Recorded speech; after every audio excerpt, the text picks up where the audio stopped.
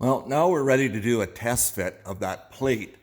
Here's the gearbox right here, and down below I've put that 1/4-inch plate underneath the gearbox to give it a good solid surface to mount this gearbox onto the frame here of the mower body. So I'm just doing a test fit. I'm going to be welding that plate down if it's going to work.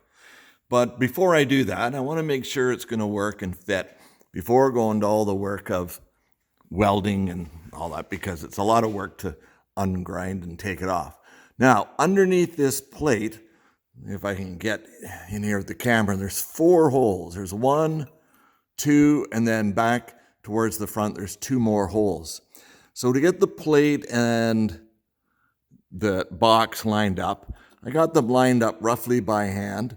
I put this tapered punch up into the hole, and then I can move it around until I get the holes lined up. And then I used 1/4-inch drive, ratchet, socket, and extension to go up and put these bolts in place. So I put 2 of them in because that'll hold it down securely enough for test purposes. So one of the very first things that I want to check is to make sure that the space for this shaft that comes forward to the mower deck is not going to hit this frame. Now that I've got that with that plate underneath. So here's the shaft. Oh, let's take a look at this first. Here's the splines. On our final assembly, we'll make sure this is well greased. This collar has a couple of balls in it. Slide it back, the balls move out of the way.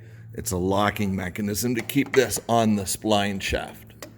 So if I can turn the shaft to line up with the splines, try and get my hands out of the way, pull that collar back,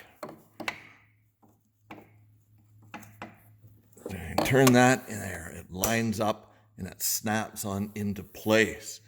Now, if I turn this, I can see, yes, even though we raised the gearbox up, there's still plenty of room in here. There's about a finger width of room between there. I was afraid that might be a little too tight.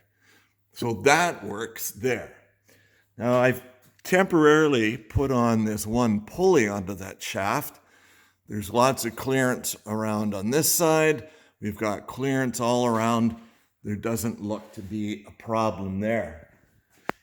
Now on this side, we can see the box through here. Another pulley. It's going to line up with these other idler pulleys and that fan pulley that's there. Looks like it's all going to work.